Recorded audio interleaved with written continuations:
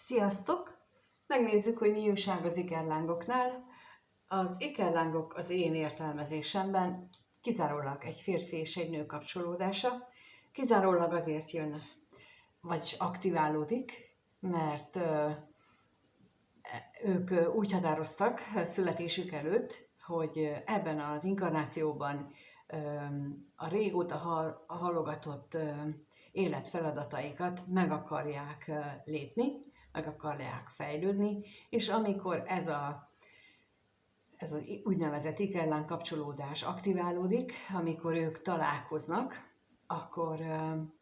akkor ez elindul megállíthatatlanul és visszafordíthatatlanul. Az utóbbi időkben már nem csak olyanok keresnek meg, akiknél a testi kapcsolódás is megtörtént, hanem olyanok is, akiknél még csak hát mondjuk ilyen készfogás jellegű testi érintés történt meg, de már ez is elegendő ahhoz, hogy aktiválódjon, és náluk is részben már megjelennek azok a kifejezetten ikerláng kapcsolódásra jellemző események, mondjuk így, ami megkülönbözteti ezt a kapcsolódást minden mástól. No, de akkor megnézzük, hogy mit tudhatunk meg róluk, akiknek az energiája most itt van, és akkor majd, ahogy közben adódik, legfeljebb mondom tovább, ha fontos dolog jön, na lássuk, mit tudhatunk meg az ő jelenlegi állapotukról, milyen az ő kapcsolatuk most, milyen az ő kapcsolatuk jelenleg, milyen az ő kapcsolatuk jelenleg.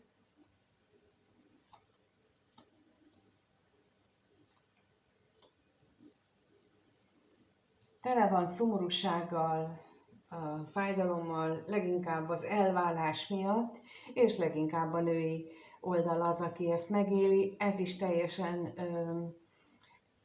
szokványos, mondjuk így, vagy jellemzője a kapcsolatoknak, hogy az ilyen típusúaknak, hogy a női oldal az, aki úgymond fejlettebb, már csak azért is, mert a férfiaknak az előző inkarnációkban nem a szellemi fejlődés volt a feladatuk, hanem nekik védeni kellett a házat, hazát, meg kellett, vagy biztosítani kellett az ellátást a családjuk számára, tehát nekik nem ez volt a dolguk, és pontosan ez az, amiért aktiválódik most ez a kapcsolódás, hogy kiegyenlítődés megtörténjen, mert a kettejük közös energiájára nagyon nagy szükség van, lesz a következő időszakban, és az így kapcsolódok vissza, amit az előző héten mondtam, hogy a következő 20-40 évben az, amit ők energiát megnyitnak,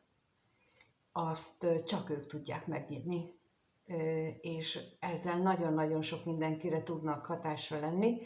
Például azt nem mondtam a múlt alkalommal, hogy a magyarság képletében, ha már az asztrológiához kapcsolom, nekünk benne van az, hogy mi nagyon-nagyon jól tudnánk élni, hogyha minél többen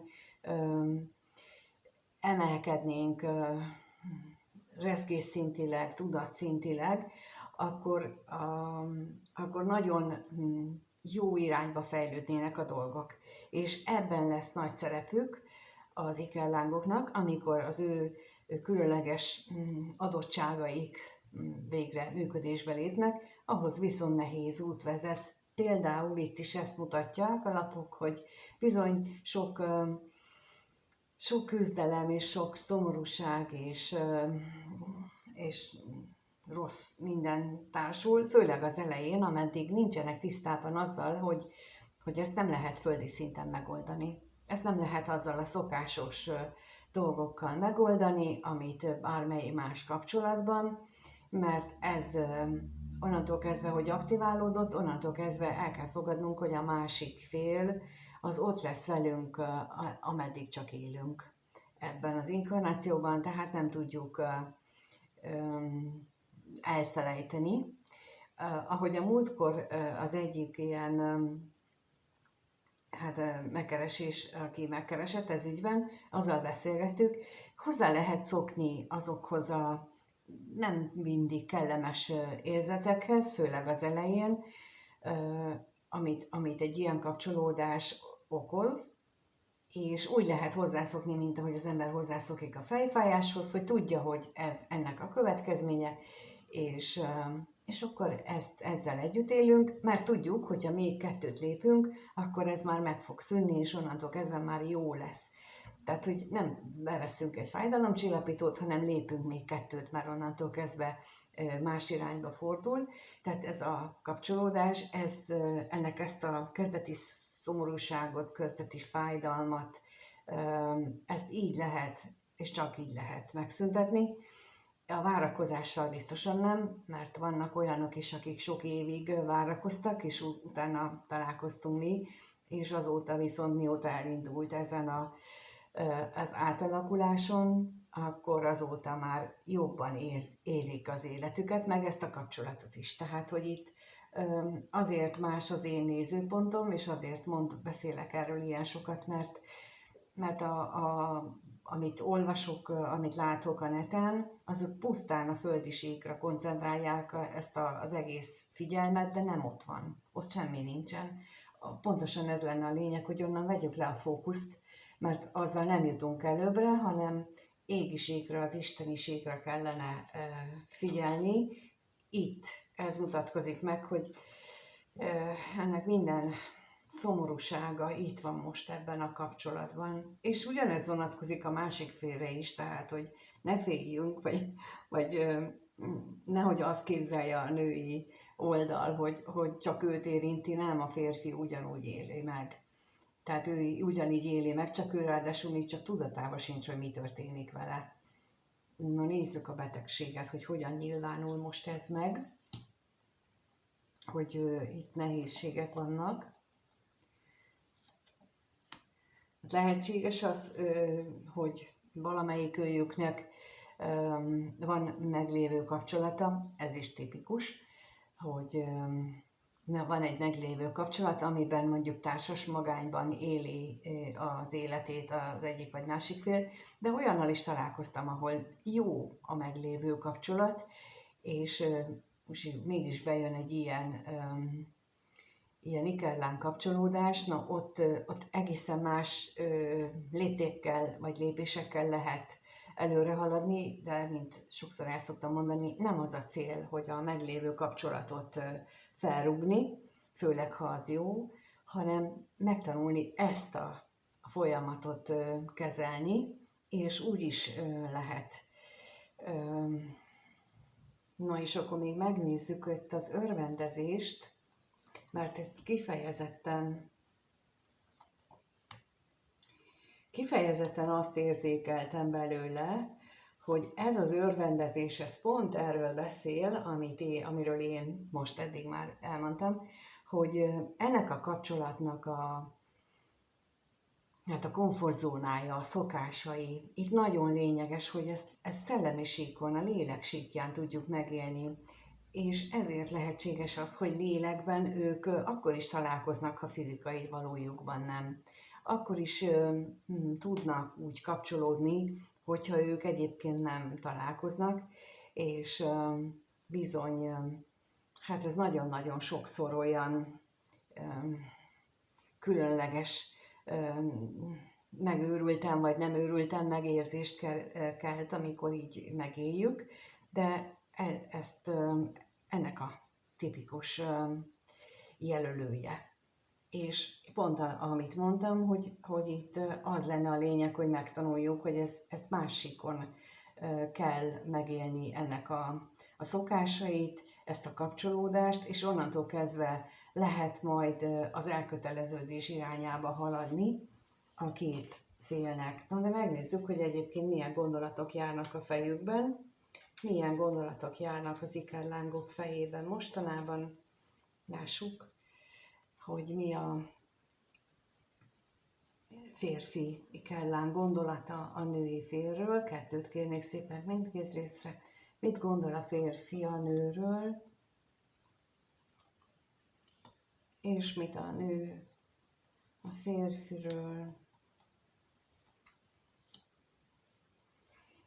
A férfi oldal nem tudja elképzelni, hogy miért nem hagyja el a nő. Ugye nagyon sokszor van az, hogy ilyen ikerlángoknál, nem nagyon sokszor, mindig teljesen máshonnan indulnak, más közegből indulnak az ikerlángok tagjai, ennek ellenére mégis ugyanolyan jellegű megéléseik vannak, ugyanolyan jellegű feladatokon kell nekik keresztül menni, és mint ahogy az előbb mondtam, a férfi, mivel nem tudja, hogy ez micsoda, ezért el sem tudja képzelni, hogy miért tart ki mellette a női ikerláng, illetve kitart-e egyáltalán, tehát hogy ott van a folyamatos bizonytalanság. Nézzük a bírót.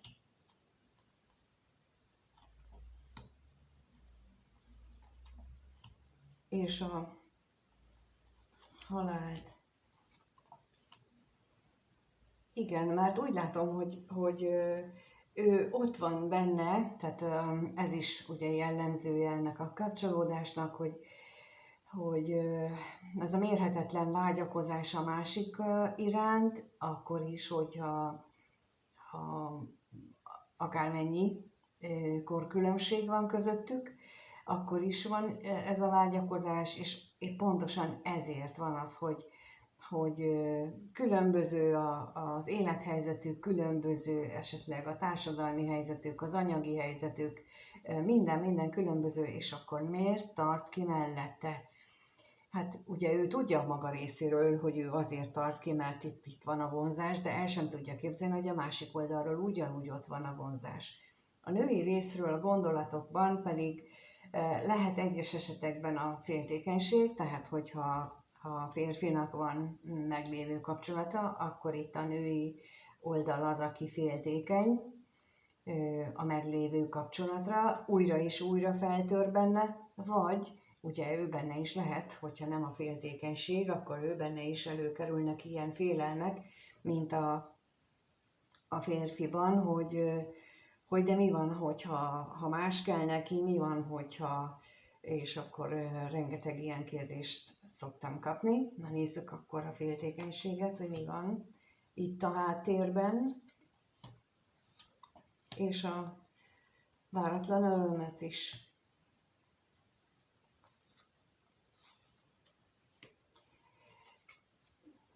Igen, itt a női oldal részéről nem annyira egyértelmű az a rész, mint ahogy itt volt, hogy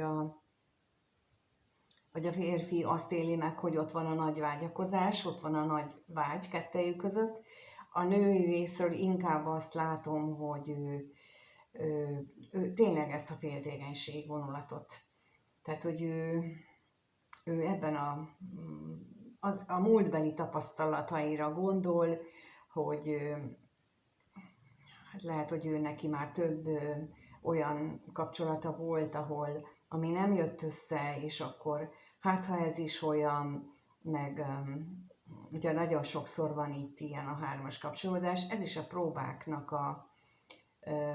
az egyik eleme, tehát nagyon sok próba van ebben egyik ilyen ikerláng kapcsolódásban, nagyon nagy a jutalom, de ezért nagyon nagy próbákat kell kiállni, ez kétségtelen, és nem megy egyik pillanatról a másikra. Úgyhogy itt a női félről, női oldalról ezt látjuk, és akkor megnézzük, milyen érzések vannak bennük, mit éreznek a másik iránt, milyen érzéseik vannak egymás iránt. Ez a kérdés most, és akkor kettőt kérek ismét. Mit érez a férfi ikerláng a nő iránt? Mit érez iránta? És mit a nő a férfi iránt? Hát a férfiban újra és újra fellángol az, hogy menjünk és találkozzunk, és látni akarom, és vele akarok lenni. Na most a váratlan örömre kérek még.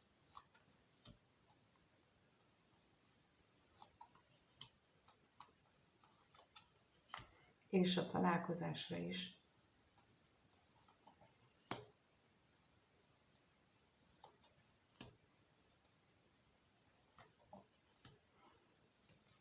annak ellenére van benne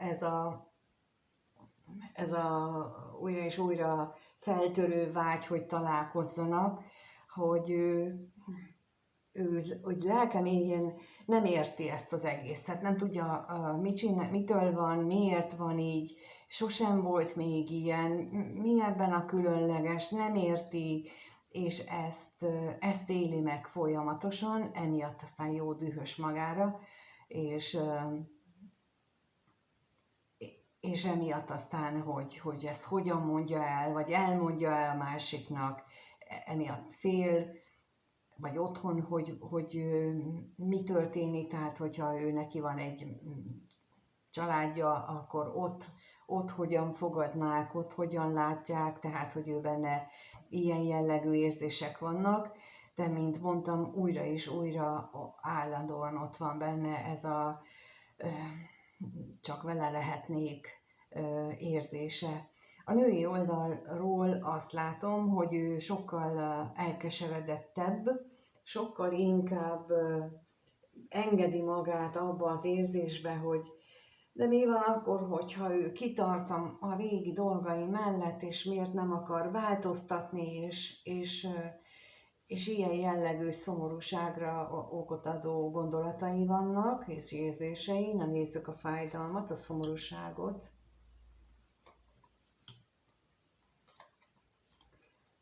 És a levelet.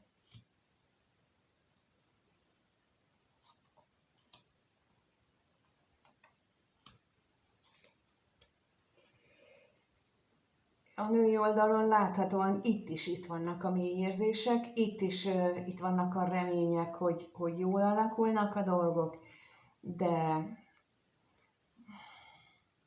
most nem tudom, hogy te a női vagy férfi oldalról nézed, de egy biztos, amit az elején elmondtam, erre az idő nem hoz gyógyulást.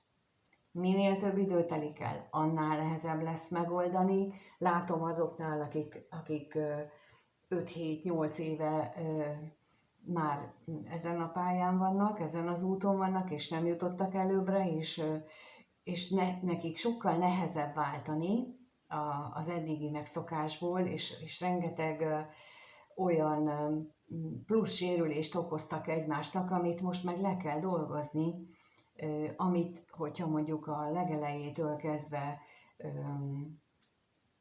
a másik síkra koncentrálunk, tehát hogy nem úgy viselkedünk ezzel a kapcsolattal összefüggésben, mint bármelyik mással, akkor picit könnyebb és picit jobb, de itt úgy látom, hogy a női oldal az, akinek jobban kellene az önmunkába energiát tenni, és egyelőre még nem látom azt, hogy ő ezt elfogadta volna, hogy neki kell ezen dolgozni, mert tőle függ az egésznek a sikere.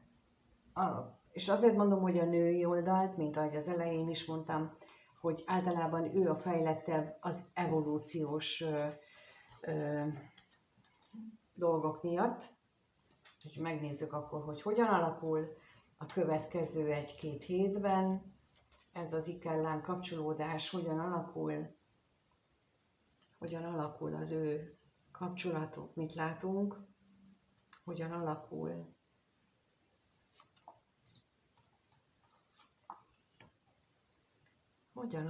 az ő kapcsolatuk a következő 1-2 hétben. Marad a szomorúság, marad minden a kétség és minden nehézség, ami most megvan, az továbbra is itt marad. Egyeseknél a földi síkra helyeződik a fókusz, vagyis, hogy mi a földi síkon az érték, az lesz a fókusz, ez megint hát nem biztos, hogy jó, ennek a kapcsolatnak biztosan nem tesz jót. Na megnézzük itt a szomorúságot, hogy itt mit jelent itt, hogyan fog ez megnyilvánulni a szomorúság ki részéről.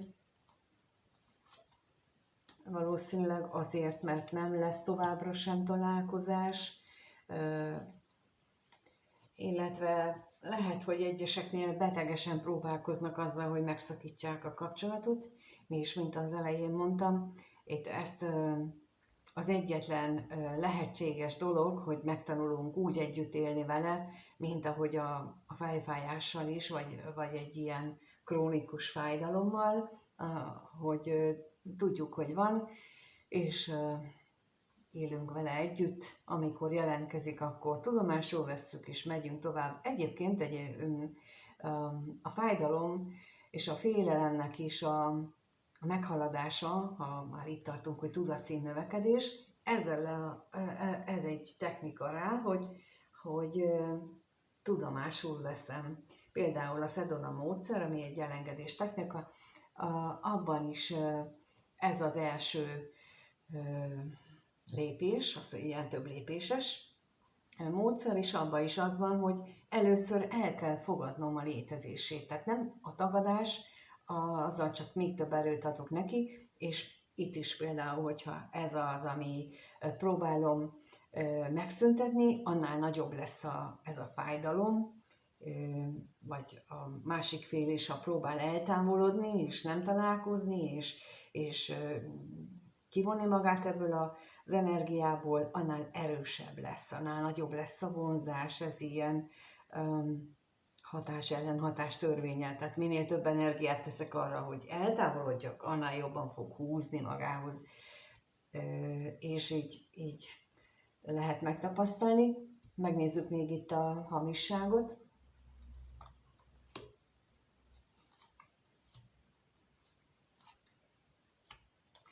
Lehet, hogy egyeseknél az is lehetséges, hogy a jövő vagy a következő időszakban, hogy így megtagadja, megpróbálja letagadni, hogy ez valós.